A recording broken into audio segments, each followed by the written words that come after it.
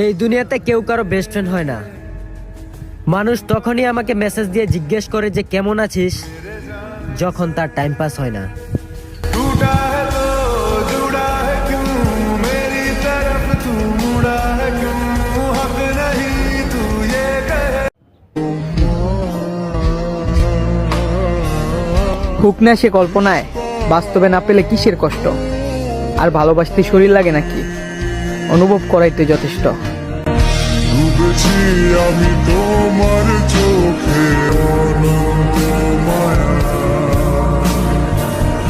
বুঝিনি কভু সে।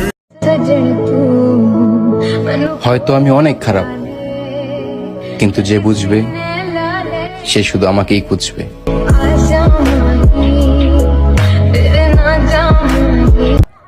আমাকে সবকিছু মনে করো,